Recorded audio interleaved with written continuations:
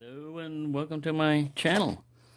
Well, what I have here for you today is another one of those Celestial series. Well, I had a copper swirl. I didn't have the Celestial, so this is the first one of those, and I really love this pattern. Man, it's like a weave, a brass weave or copper weave that had round holes poked in it or something, but it really stands out. Now, Rough Rider calls this one, this is the RR2067, they call it a Large Stockman. They call this a Large Stockman. They call this a Large Stockman. In the past, they've done a knife like this and called it a Jumbo Stockman. So, just another way they like to confuse you. But what we have here are pinched bolsters, brass liners. There's a significant gap on this one. It's no big deal to me, but you can stick paper in that far. But like I said, I've had ones where, not really here, but over here, you could see daylight through. It's no big deal to me. I mean, as long as the knife still works. Now this, I have not cleaned it, so the walk and talk on it is alright. But after I clean it out, all that gunk in there, it'll be a lot better. Well, what we have here is a nice double nail neck long clip blade, and I looked on their website and they don't give the dimensions for the blades. So your main blade is 3 inches long, cutting edge, probably about 3 1/4 if you're checking overall length. Now also look at this, how would you get to your sheep's foot? Well, you've just got a little piece over here that you can kind of grab. I mean, you can get it, but let's see how they did them on the... So you have no issues with the nail neck access on the Large Stockmans. It's just sticking right up there. So that's one thing I've noticed. I mean, it's not a big deal. I guess you could get it in this side too. This guy doesn't really push down, you know, so I mean, you just have to kind of wedge your way in there. You can get it. I mean, you can see the nail nicks there, but it's just one of those things. But a nice big sheep's foot coping blade. Usually a coping blade is like a 45-degree slant, so I'd call this guy a sheep's foot more than a coping blade. And then we've got a spay blade here. Oh yeah, let me measure the spay blade length. So you got about a 2-inch cutting edge, probably 2 1/4 inch on that one. Let's go try to get the sheep's foot again. Yeah, it doesn't work too hard. I mean, it looks like it's impossible to get to, but you can get to it. Like I said, I'm pretty easy with what I accept on knives. Alright, got a little bit over 2-inch cutting edge, like 2 1/4 on the sheep's foot. And what did we say the main blade was, or did we measure it? I think we did, but let's do it in millimeters this time. Let's do everything in silly meters, or centimeters. Alright, so you got an 8 centimeter cutting length, 8.5 overall on the main blade. And let's get this big old sheepy out here.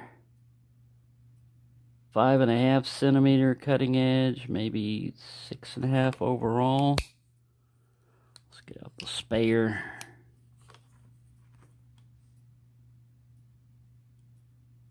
Five and a half centimeters, about 6 overall. So yeah, pretty nice knife. Let's check the overall length. I think they do give that in the descriptions.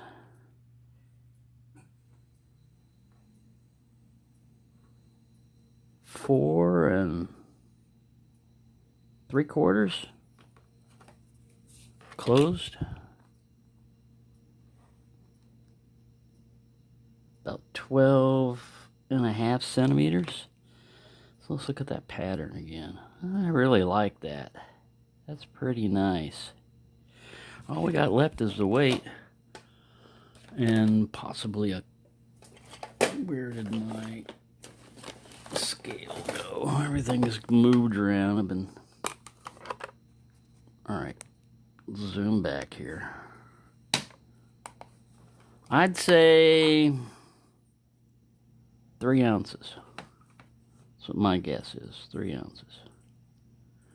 I'm going to go in grams. 148 grams. Whoa, was I way off. 5.24 ounces. Man, I was off. Yeah. Don't know my ounces anymore. Or grams. Couldn't have weighed it in grams. Get up there. So yeah, it's a big guy, but I really like it. It fits well in my hand. Of course, I got plenty of extra room there. But you got a nice long blade. See my scar healing up nicely. Yeah, could have probably done without this extra nail neck on the end, but I mean, I do use it. You could use either one. Yeah, it's $15. So I mean, if you want a really snazzy looking knife, now this one's a regular Stockman, but it's in the Stoneworks series, you know, so they have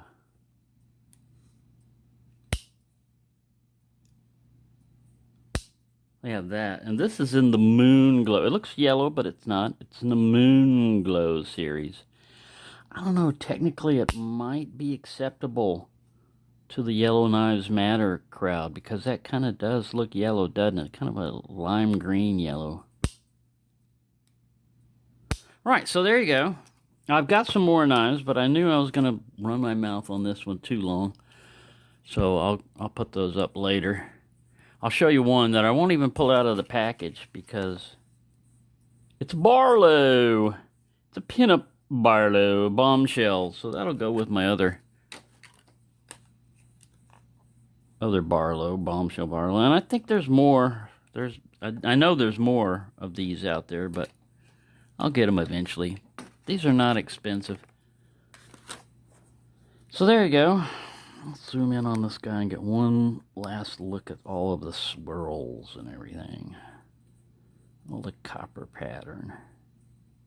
Yeah, it's nice. It's really nice. We won't go into the Robert Townsend thing. You already know how I feel about that. It's okay. Eventually, they'll get rid of those. Here's your centering. Of course, this blade is bent to meet up in the middle. And this one's straight. Let's see if he looks all curvy when we hold him out. Nice meet up there. You can barely tell it. It's off to one side, but that's the way it's designed, so it'll fit in there. Yeah, I like it. I like this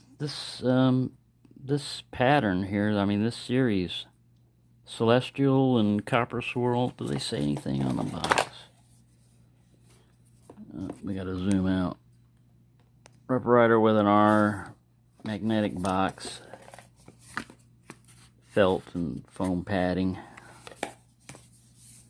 Right here, the rich turquoise or blue acrylic handles with swirling ribbons of metal. No two handles are exactly alike. Cool. I'm glad that no two handles are exactly alike. That means something, you know, because you can get this knife and say, hey, my patterns are just like this, you know. I don't know. Makes it unique. Makes it individualized. I like it. Pretty cool. So I hope you enjoyed that. Thank you for watching, and have a nice day. We do some pokey slice, pokey slice, pokey slice. Look, he's cutting money up. Yes, I burn through money. Oh, I wiped out the roof. Who's that guy? Oh no! Oh, he's been stabbed. Oh, I cut his ear off. Didn't quite get him. So there we go. A little cut test. Well, you know, we need to do a hobo armor test. So standard hobo armor, double folded.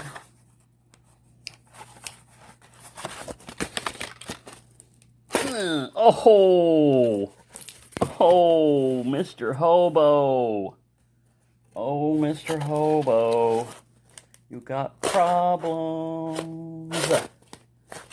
Mr. Hobo, your armor's no good.